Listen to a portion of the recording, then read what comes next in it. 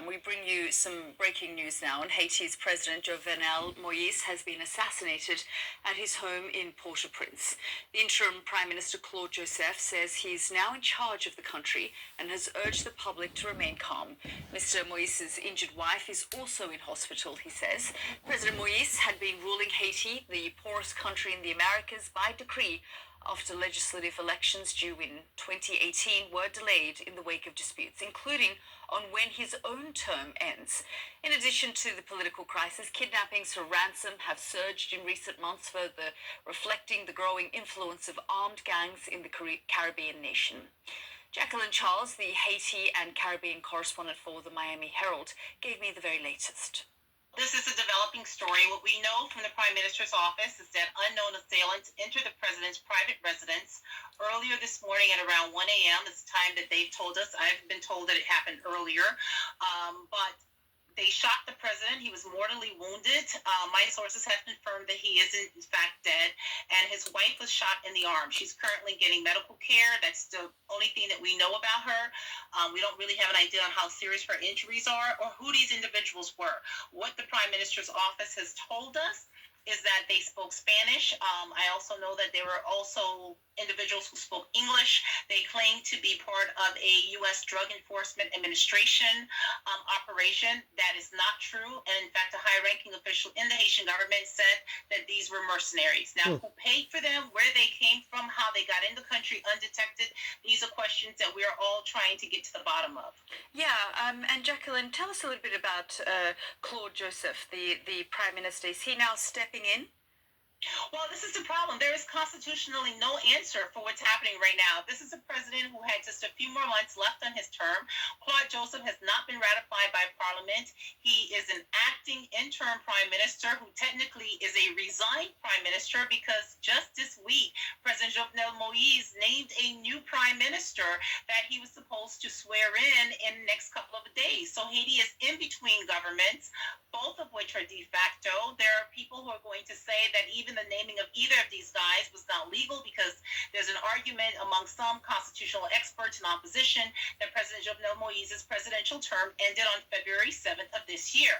Now, Moïse himself has argued otherwise, but just to also give you just the more chaos. I mean, even the president of the Supreme Court, we don't have one. He died last week of COVID-19. So, there are versions in the Constitution that says if the president is not there, if he leaves or he dies, you tap the president of the Supreme Court, or you tap the oldest member of the Supreme Court. Well, that gentleman is now heading up a transition shadow government that was named by the opposition earlier this year.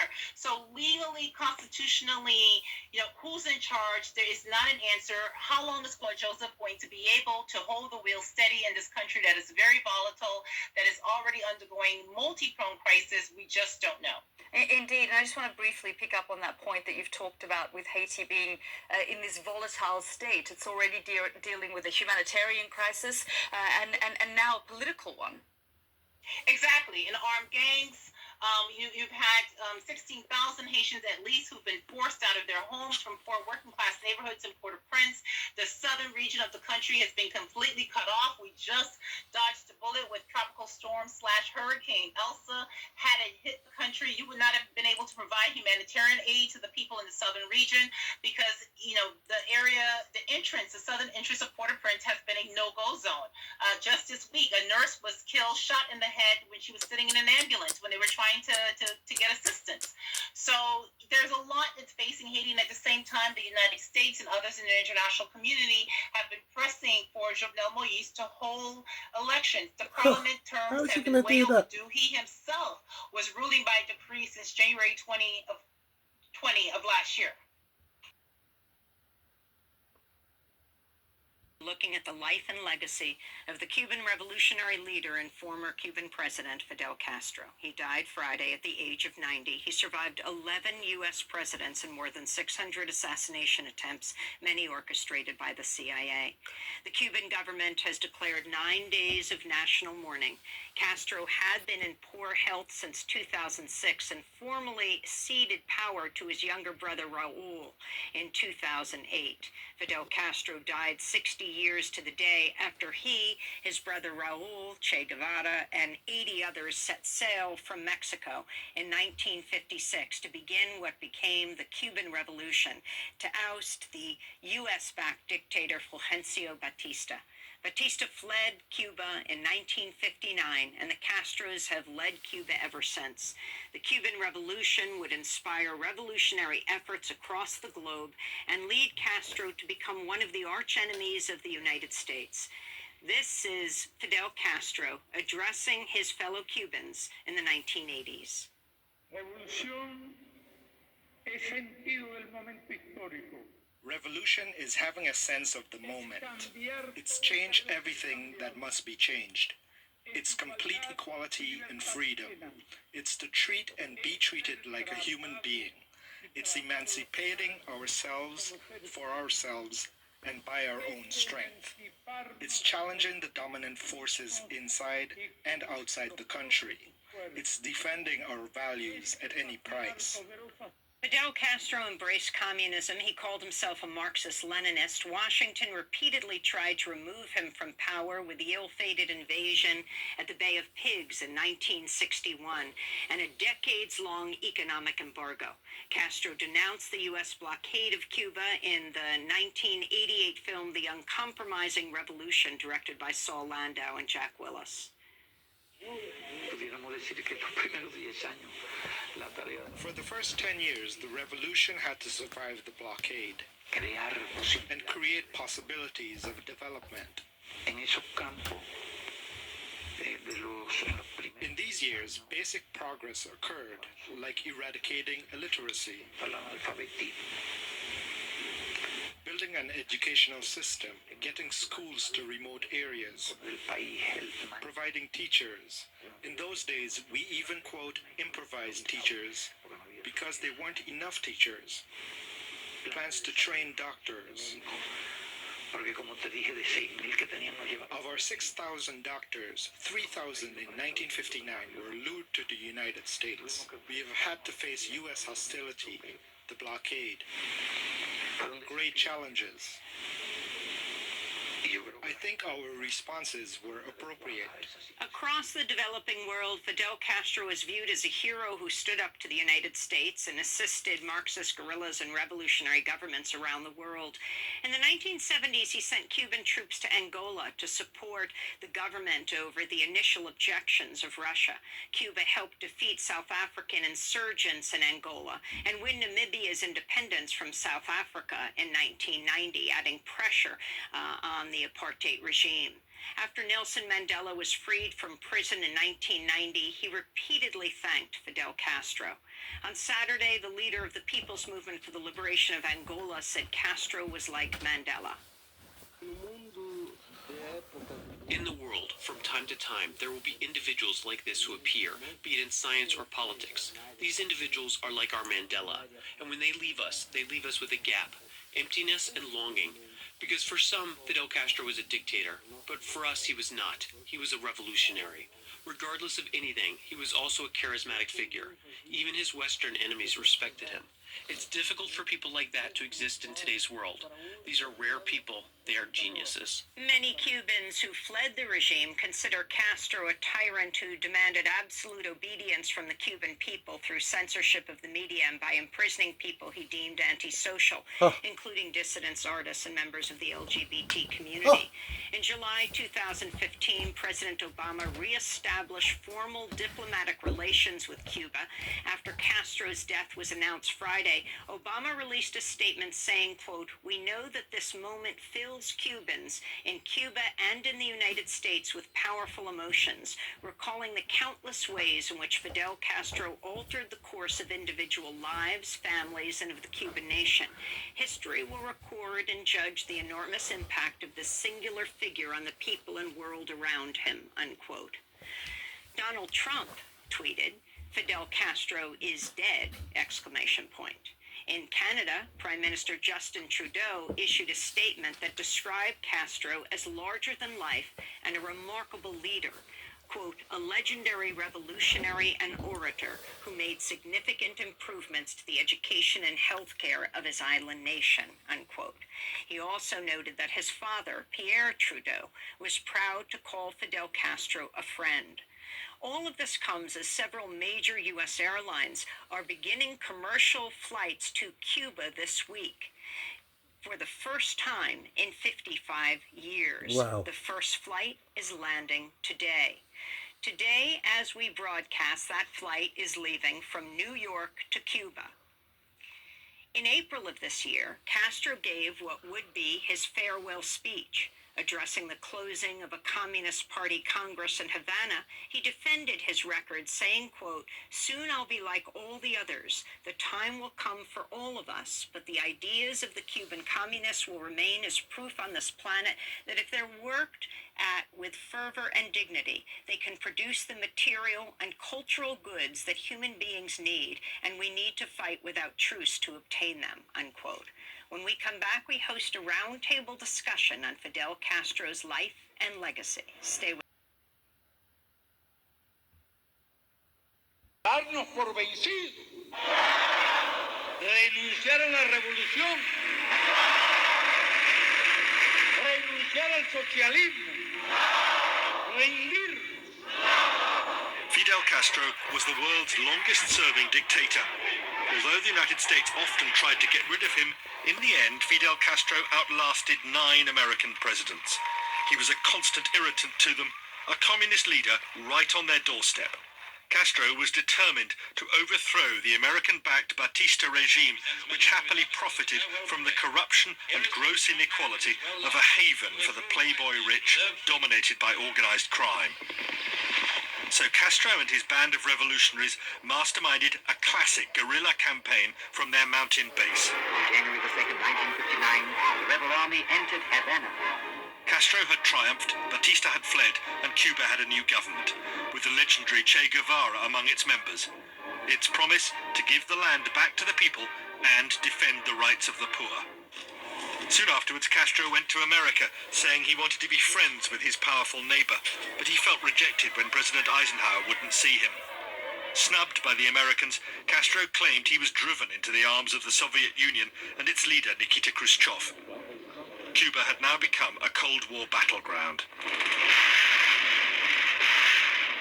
April 1961, the Bay of Pigs. This was America's doomed attempt to topple Castro by recruiting a private army of Cuban exiles to invade the island. But the young revolutionary was more than a match for them. Under his command, Cuban troops repulsed the invaders, killing many and capturing 1,000. The evidence is incontrovertible. A year later, the stakes were far higher. American reconnaissance planes discovered Soviet missiles on their way to sites in Cuba. The world was suddenly staring into the abyss of all-out nuclear war. Unmistakable evidence has established the fact that a series of offensive missile sites is now in preparation on that imprisoned island. The superpowers stood eyeball to eyeball, but it was Khrushchev who blinked first, pulling his missiles out of Cuba in return for a secret withdrawal of US weapons from Turkey. Castro, though, had become America's enemy number one. The CIA frequently tried to assassinate him, most infamously with a cigar packed with explosives. Other schemes were even more bizarre. This was a bright idea that if we got a certain powder to him, if he put it on, his beard would fall out and the Cuban people would all fall over laughing and he would be ridiculed. But while America plotted, the Soviet Union poured money into Cuba. It bought the bulk of the island's sugar harvest, and Russian ships crammed into Havana harbor, bringing in desperately needed goods to beat the American blockade. But when Soviet communism collapsed, so too did Cuba's economy. The little island faced economic collapse. Tempers grew shorter as the food queues grew longer. By the mid-90s, many Cubans had had enough. Thousands took to the sea in a waterborne exodus to Florida. It was a crushing vote of no confidence in Fidel Castro. The Florida exiles became the focus of a vigorous campaign to undermine Castro's regime. Still, Castro could be proud of some of his achievements. High-quality medical care, freely available for all. Literacy rates matching leading industrialized countries. But in 2006, Fidel Castro was forced by illness to hand power to his younger brother Raul. He initiated a program of reforms without undoing all his brother's work. Out of power and increasingly frail, Fidel Castro was seen only rarely. This was January 2014. Later that year, the United States and Cuba made their biggest move towards a permanent thaw, hoping to draw a line under the past. But Fidel Castro remained a huge figure of the 20th century, and the Fidel effect will fade only slowly. While many Cubans undoubtedly detested Fidel Castro, others genuinely loved him. They saw him as a David who could stand up to the Goliath of America, who successfully spat in the Yankee eye. For them, Castro was Cuba, and Cuba was Castro.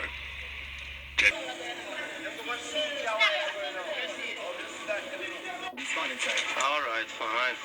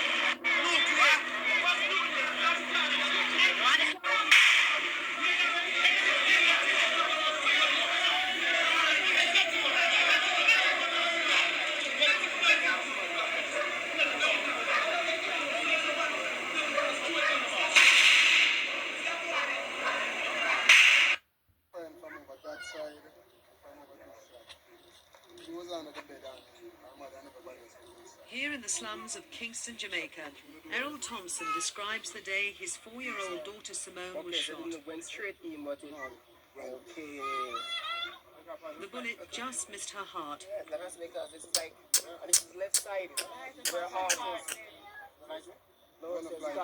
Errol and Marcel couldn't believe what happened, and they became victims of Jamaica's violence. They're just glad that their daughter is still alive.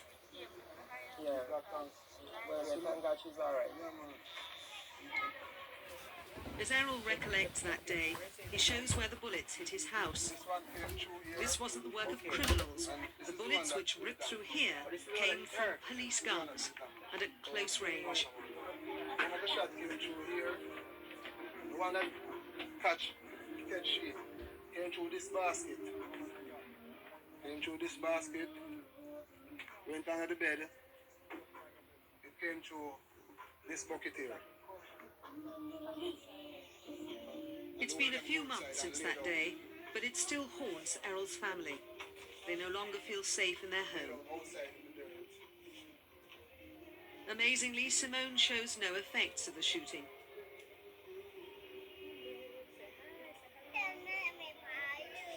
In Jamaica, with a population of 3 million, the police kill more people than anywhere else in the world.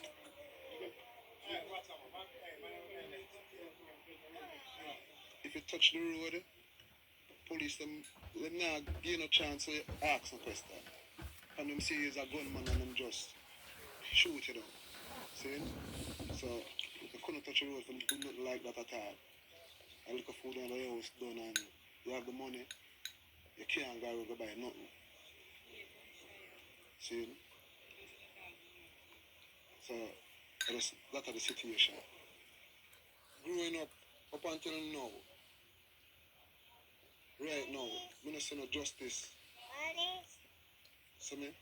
Because it don't make sense you do a thing. Because right now, if the upper class man do something, him still out the road and walk up and down. And if we commit the same crime, the 1970s through the drug wars of the 80s and 90s, marking a time of political divisiveness, musical flourishing, and social upheaval. It's the story of Jamaica's modern history, and in the hands of author Marlon James, it became the Man Booker Prize-winning novel, A Brief History of 7 Killings.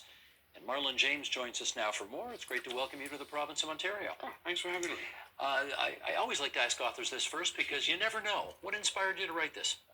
What inspired me to? I think if I could narrow it down to two things, one was making sense of the 70s. I mean, I grew up in the 70s, but it's a different decade for me than it was for my parents or for anybody who had to go through a lot of the upheavals in the 70s. And I kind of I had a sort of nostalgia for a period that I knew very little about.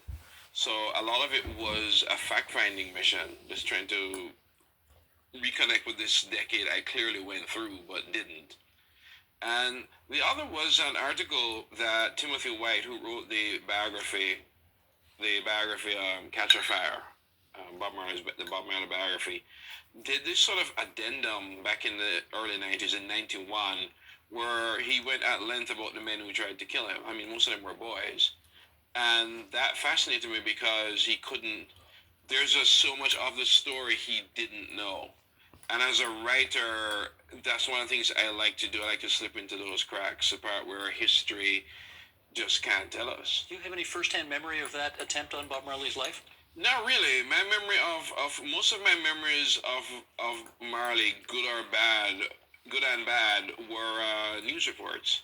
So I remember how old at the time? I was, let me see, it was December, I'd have just turned 6. Yeah, you're a kid. Yeah, I was a kid, but I was a kid in a small country. I was a kid in a country where politics shapes everything. And something like that, especially, I guess it would be, it'd be the tantamount to something happening to Madonna, I guess. It's just, it's not something that only the adults would know. Sure. Do you recall it having an actual impact on you at the time, though? Not really. I mean, I was 6. Nothing's going to have an impact on me. 6 is, where's dinner? Yeah. Okay. You did, though, as you have attempted to make sense of this time, you've written a sort of a fictionalized account of real-life events, and I want to just read an excerpt from A Brief History of 7 Killings here to move our discussion along. Yeah.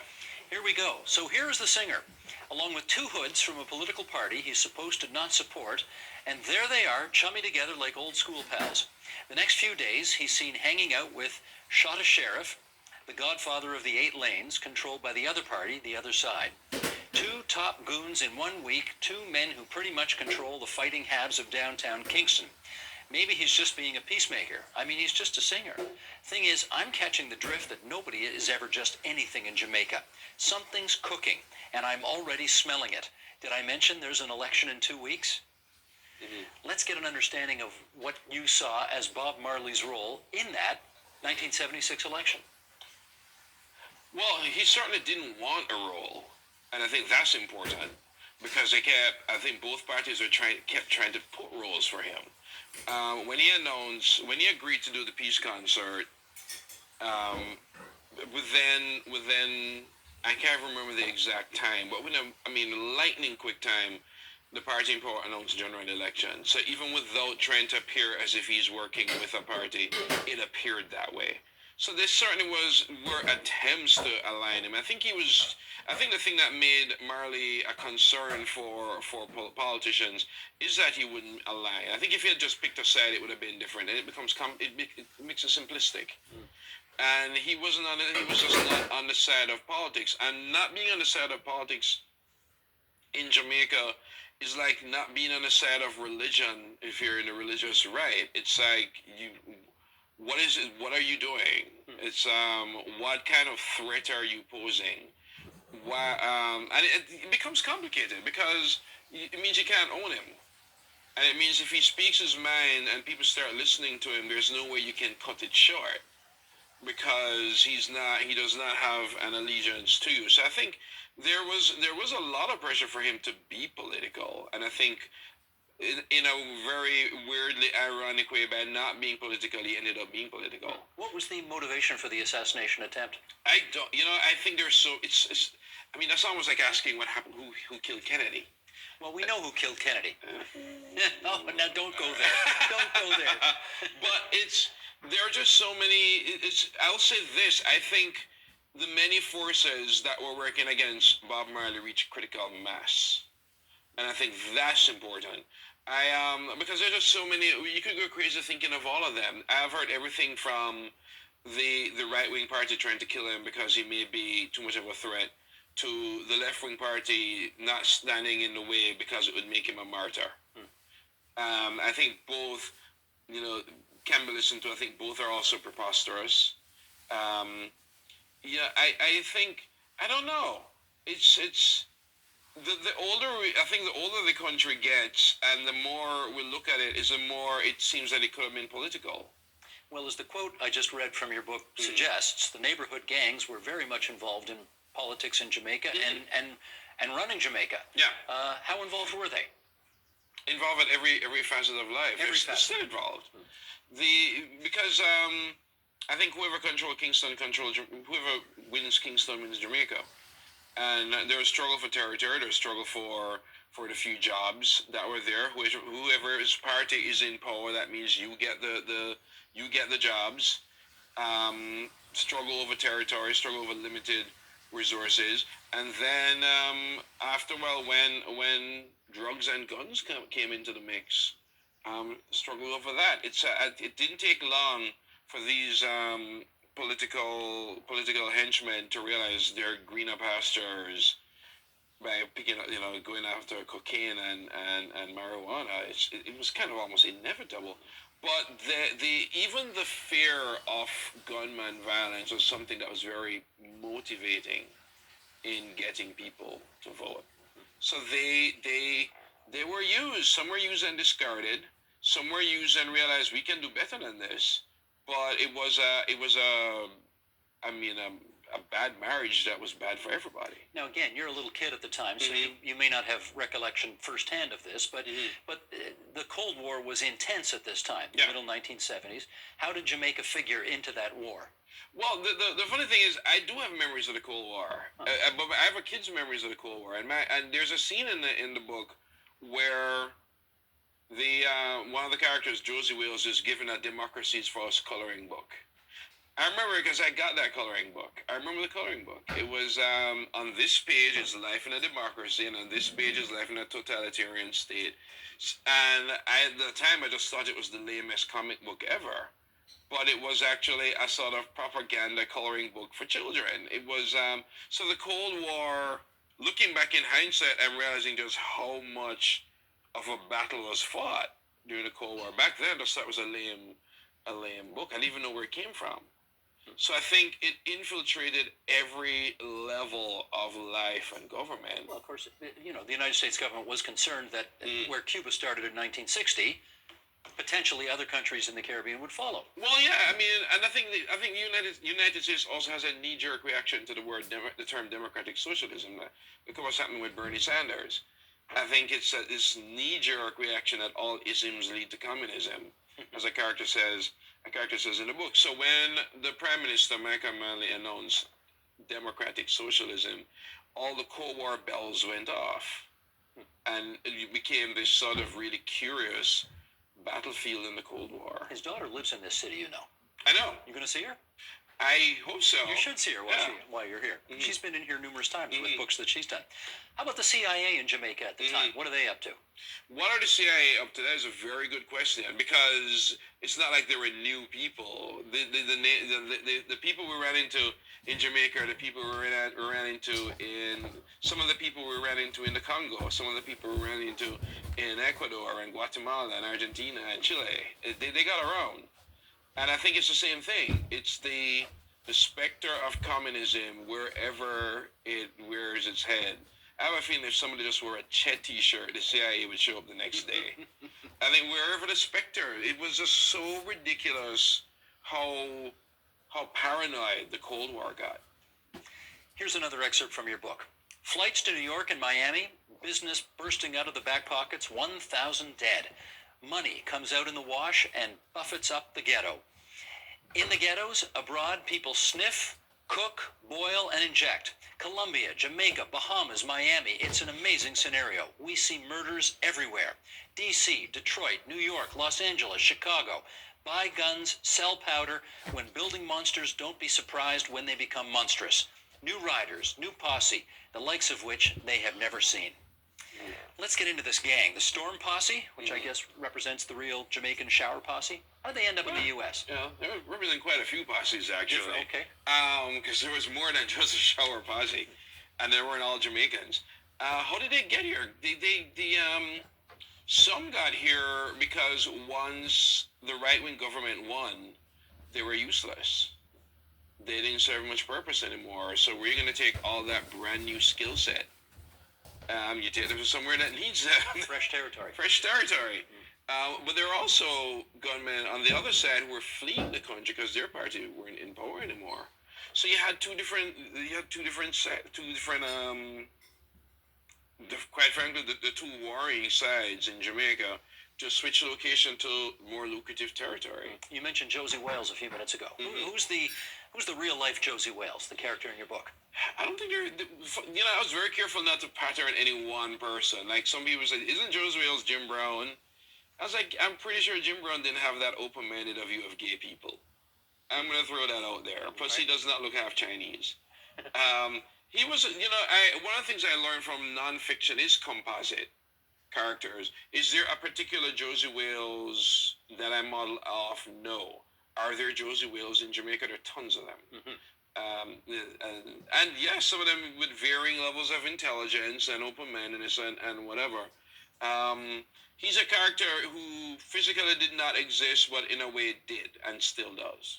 Is the gang structure that you describe of Jamaica of 40 years ago still the same today in Jamaica? No, I don't think so. No? It's the world's different. I think there are lots of splinters. I don't think there's a grand central anymore, largely because a lot of the grand players are either dead or in prison. I think in the absence of organized crime, you end up with pockets of disorganized crime. And then we end up with some tough decisions we have to make. But I don't think certainly not in the 70s. I don't think that world exists anymore. It's just not that centralized anymore. Let me ask you about women, because female characters don't necessarily fare too well in your book, and I wonder whether that's sort of indicative of how poorly women fared in Jamaica in general at the time. I think it's how women without agency fared. I grew up with one of the successful women of Jamaica, so I can't necessarily say that was the fate of all of them. My mom was the first woman to be a detective. And she had a pretty successful career, and I'm surrounded by people with successful careers.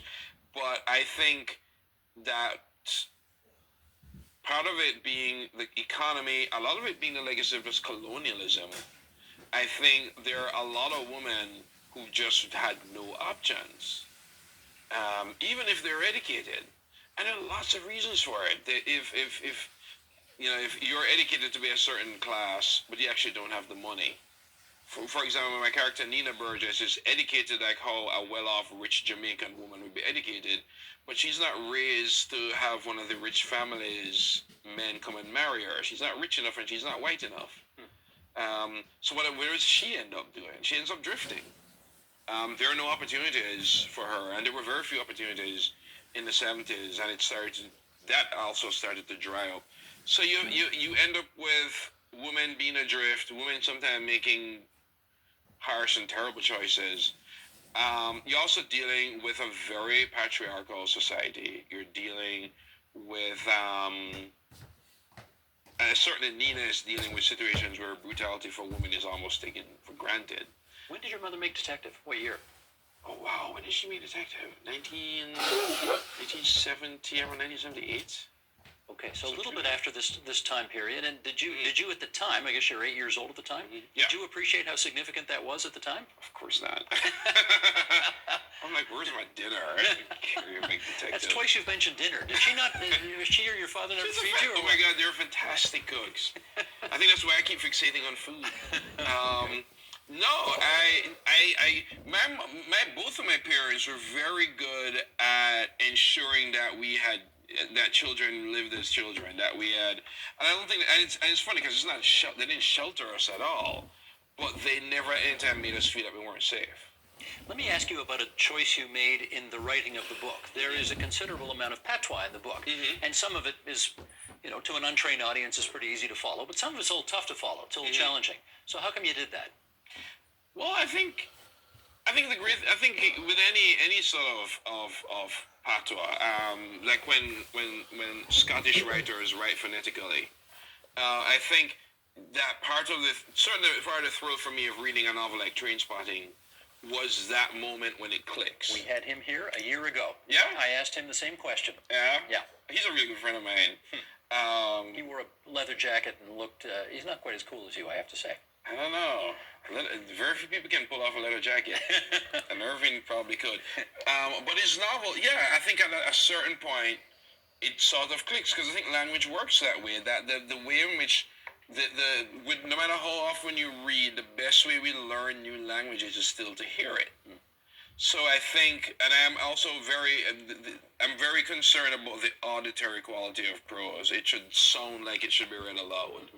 And I think eventually, hopefully sooner than later, the reader gets it. I resisted things like a glossary, because I think the problem with glossaries is that you overemphasize the exotic nature of what is not necessarily exotic. I also think some miscommunication can be cool. I love that Junot Diaz does not translate to Spanish in his books. You can Google it, or you can just let that miscommunication pass. Roll through you, Yeah. yes. Where's home for you now? Home for me now is Minneapolis. I've been there 8 years. Right. Okay, so do you have a good sense about how well this book has been received in Jamaica? Well, I was there last week, and it has been received super well. I think, I think Jamaicans, a Jamaican reaction to my book is like a Swedish person's reaction to Girl with a Dragon Tattoo. That they can see beyond a book being deeply critical, and this is, very critical, to appreciate one, that it's a work about Jamaica that is looked upon as a serious work. I think they appreciate certainly, the awards and the acclaim it's gotten, and they can appreciate the success in that regard without thinking that it paints a bad picture of Jamaica, because there's no such thing as a bad picture or a good picture of Jamaica. Jamaica is too big for one picture. Well, just like that book turned into a movie, yours is going to also, isn't it? HBO has optioned this. Yeah, hopefully we'll get it off. It's a TV show, so it would be interesting to see how this works on the small screen. I like that it's a television show, because then we can spend time and really go into the nuances of it.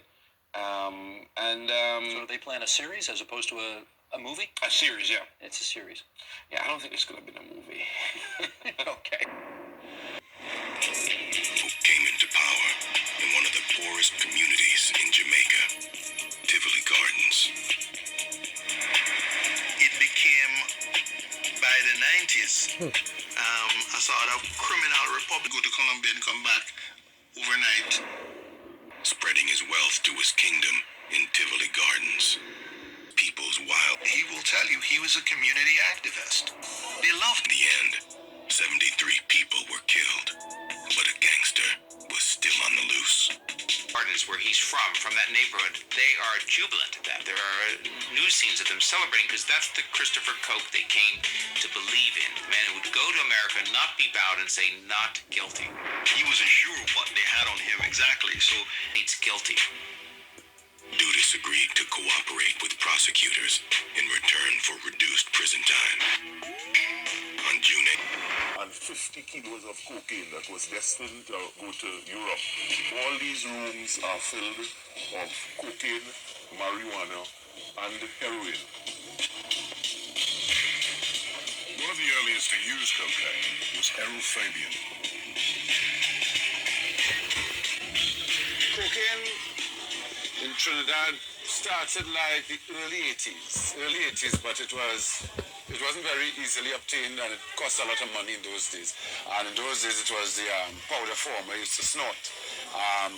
Later, though, like 84, 85, people had discovered freebasing and making the crack.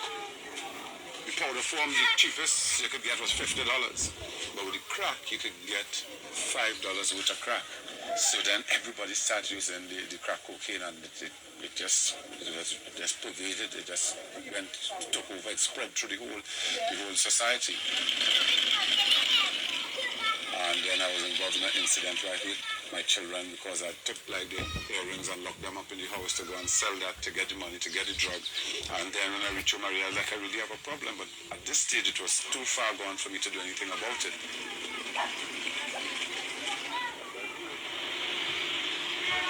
As Chady's cocaine flowed onto the streets of Trinidad, the crime rate began to rise sharply. The number of murders and violent assaults doubled in the 5 years up to 1985.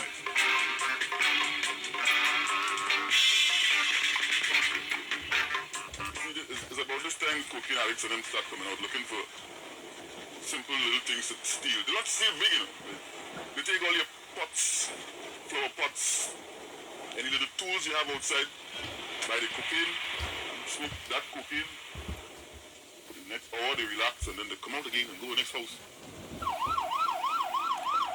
Cocaine continues its grip on Trinidad. It's estimated that 60% of all crime committed on these streets is drug-related. Tonight, the police have been told that a burglar has been on the prowl.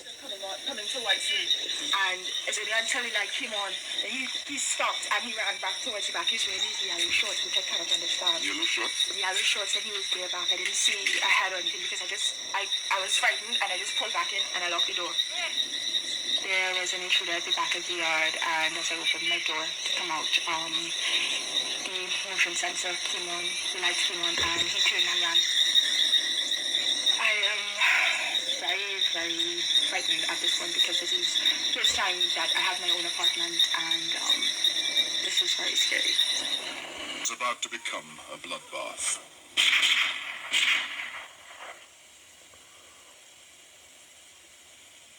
His worldwide drug empire was growing so fast he needed room to expand. So he seized 100 acres of land from the state and built a new business headquarters a mile away from his £1 million home. This house was the main house on the estate. It was used as a storage house in terms of when drugs were brought in from Colombia and Venezuela. They would first be brought here. Money would be counted, packaged in plastic bags like the cocaine, before they were taken to be concealed in barrels that were buried on this estate.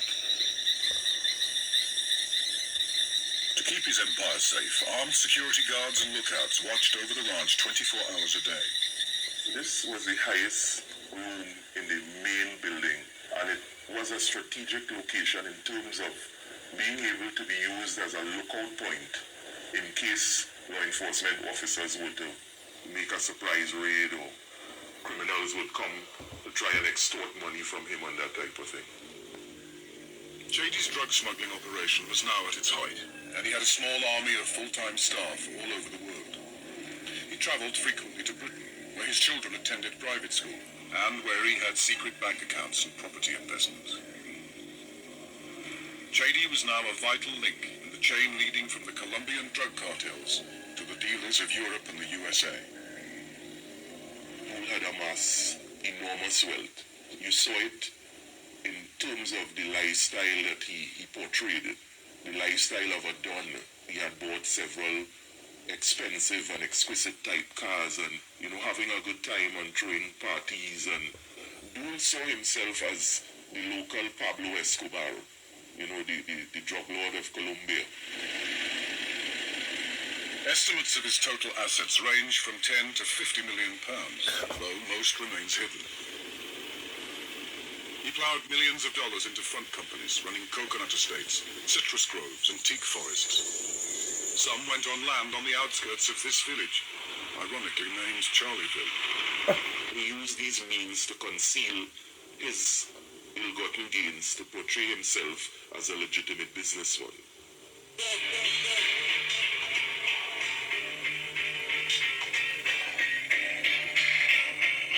Been on his payroll for years. He gave a lot of information about corrupt policemen who he had dealt with. He said that policemen came to his home and that he offered them bribe money, and that he also knew when the police were coming to raid his home. Mr. Chedi had a lot of big connections in this country.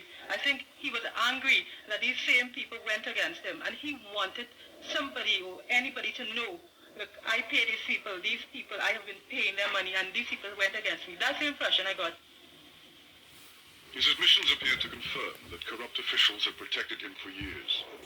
Police would raid his home only to find that he'd been tipped off and drugs removed before they got there. 15 serious charges, including cocaine trafficking, had still not come to court 10 years after he was first charged. And in one case, he had been freed when court documents disappeared. They were later discovered during a search of his home. In Trinidad and Tobago, people were afraid of Chidi, not just because he had a gang of thugs that could just about do anything that he wanted done, but also because he had his tentacles reaching into the police service, and one didn't know where else within officialdom. In 1994, Trinidad was preparing for a crucial election, and with the turf wars between drug gangs at their height, the fight to curtail the power of the drug barons became a vital political issue. There was a feeling that the government was powerless to deal with the drug trade, and people felt frustrated, helpless, and they felt that virtually there was a state of lawlessness. Promising to be tough on law and order, the opposition United National Congress Party swept to power. They immediately struck a deal with America, under which patrol boats, helicopters, and radar equipment were donated to Trinidad. In return, the US was allowed unprecedented access to Trinidad's territorial waters to pursue the drug runners flooding American streets with cocaine. Just picked up a contact which appears to be a powered vessel. Seems that it's heading from the vessel into Trinidad and Tobago territorial waters.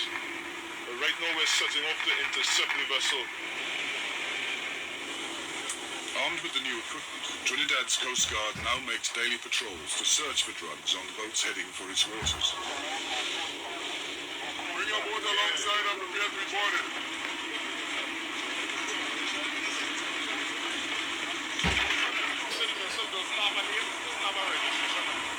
On this occasion, no drugs were found. But in the first 3 years of these patrols, almost 100 drug traffickers were arrested. However, with hundreds of miles of coastline to patrol, few doubt that the vast majority of drug smugglers are evading capture. A major problem would be trying to pick up drug running vessels that are transiting this area. They're very fast, they run very low in the water, they're made out of wood so they don't reflect radar waves very well. Once they do get into our territorial waters, there are so many little coves and inlets that they can duck into to hide. I won't say it's impossible, but it's very difficult to catch them in the act. Jailed for 15 years, Huggins was returned to his army safe house. Fatally, he became bored, and in early 1996, he decided to celebrate Trinidad's carnival. He gave his guards the slip and went to join the party. He's a guy that loved his freedom. He felt he was invincible. And but he didn't last 24 hours. He was murdered and his body was found in a burnt car on one of the highways in East Trinidad. But the government had another weapon. A second member of the gang, Levi Morris, agreed to give evidence against Chedi. In return, his life would be spared. The trial was the longest in Trinidad's history, keeping the public gripped for 56 days. Chedi employed 12 lawyers, including Queen's Counsel from England. But with Morris's evidence crucial, all 9 were found guilty of the murders of the Babulal family. They were sentenced to death. A government that had come to power promising to hang convicted killers now had to live up to its promises. Ironically, the man with the power of life and death in his hands, the Attorney General, had long been an opponent of the death penalty. When he was an ordinary politician, it made sense for him to campaign on human rights, on a human rights platform. Once he became Attorney General and given the background against which the party came to power, the crime rate and so on, then it was the politic thing to do to promote capital punishment. When I became the Attorney General, I took an oath to uphold the Constitution and the laws of Trinidad and Tobago. And I felt it was my duty, I felt compelled that I had to move every obstacle in order to ensure that the public interest of Trinidad and Tobago was protected. If the Attorney General was to succeed, he needed to overturn 20 years of his island's legal history. Though the death penalty had remained on the statute book, only one murderer had been executed in 2 decades. Lawyers kept people from the gallows by exploiting delays in a complex appeals system. The final court of appeal was the Privy Council in London. The law said that no one who had been on death row for more than 5 years could be executed. Because appeals took so long, the death penalty was usually commuted to life imprisonment. The jury convicted him and the judicial process said that he was guilty. And we felt that unless the court said that he should not be executed, the executive arm of the state should do all in its power to ensure that the mandate of the people was carried out. It became a cat and mouse game. The defense began a battery of appeals accusing the government of political motives, of breaching human rights. They said Chady and his gang had not been given a fair trial. Each time the government answered back. Everything had been done according to the law, and they wanted all murderers to face the ultimate penalty. Finally, the cases arrived at the Privy Council in London, which ruled that Trinidad was entitled to execute under its own constitution. All the appeals had been completed within 3 years. On June the 3rd, 1999, Chady and his gang members were read their death warrants. The first 3 were scheduled to hang at 6 a.m. the next day. 150 religious and political leaders, including Desmond Tutu, Jesse Jackson and John Hume, had made a last-minute plea for mercy, but the government rejected it.